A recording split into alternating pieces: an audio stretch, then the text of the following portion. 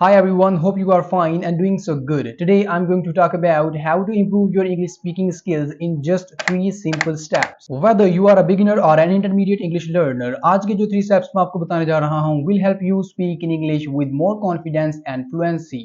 So let's get started. Before starting, keep in your mind that to subscribe my channel and also hit the bell icon so that next content will be easily available to you. So let's dive right in our today's video. आज के जो 3 steps मैं आपको सिखाने जा रहा हूं उनमें सबसे पहला है reading and the second one is listening and the third one is speaking.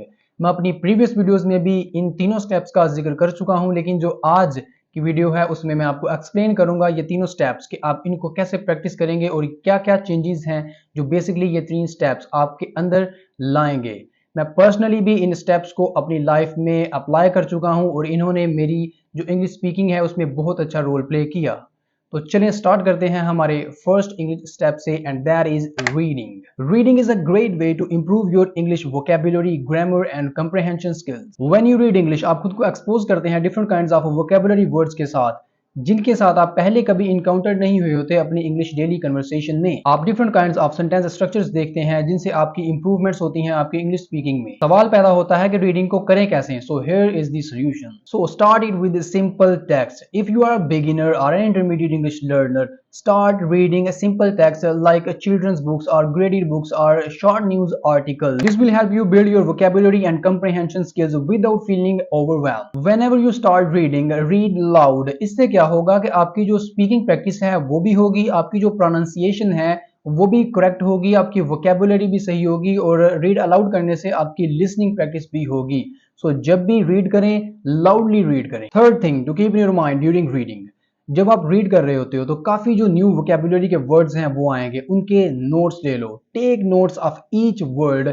इससे क्या होगा, जब आप स्पीक कर रहे होगे तो ऑटोमेटिकली आपके जो माइंड में है ये वर्ड्स आ जाएंगे और आप उनको स्पीक करोगे।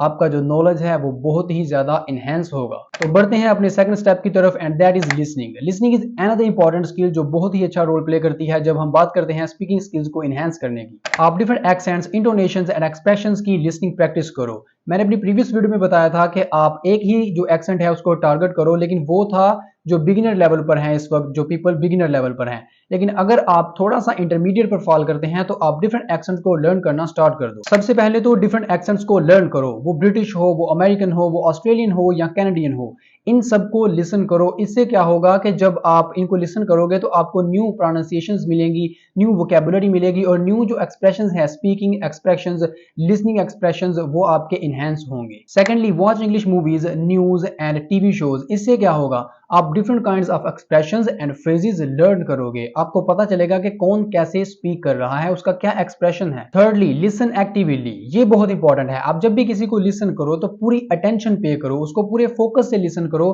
कि वो क्या कह रहा है, उसकी जो वर्ड स्ट्रेस है वो कहां पर दे रहा है, वर्ड की जो स्ट्रेस है उसको देखो कि वो कैसे वर्ड्स को प्रोनाउंस कर रहा है। इस तरह जो है वो आपकी लिसनिंग प्रैक्टिस होगी। अदरवाइज अगर आप अटेंशन ही नहीं पे करें तो हाउ इज दिस पॉसिबल कि आपकी जो लिसनिंग प्रैक्टिस है वो बहुत अच्छे से हो रही है। तो चलिए अब मूव करते हैं हम अपने थर्ड स्टेप की तरफ एंड दैट इज स्पीकिंग। ये बहुत इंपॉर्टेंट है। लेट्स सपोज आपने लिसनिंग भी कर ली, आपने रीडिंग भी कर ली, बहुत अच्छे से उनकी प्रैक्टिस भी की, लेकिन आपने स्पीकिंग को ध्यान नहीं दिया, आपने स्पीकिंग की प्रैक्टिस नहीं की, तो आप कभी भी इंग्लिश नहीं बोल पाएंगे। ये थर्ड स्टेप बहुत इंपॉर्टेंट है, इसको अच्छे से सुनिए। स्पीकिंग में सबसे पहले फाइंड ए स्पीकिंग पार्टनर। कोई न्यूली बंदा जो इंग्लिश को लर्न कर रहा हो, इंग्लिश की जो प्रैक्टिस कर रहा हो, कोई इंटरमीडिएट लेवल का हो या कोई एडवांस्ड लेवल का हो, कोई भी अपना पार्टनर ढूंढो जिससे आप इंग्लिश की जो स्पीकिंग प्रैक्टिस है वो किया करोगे।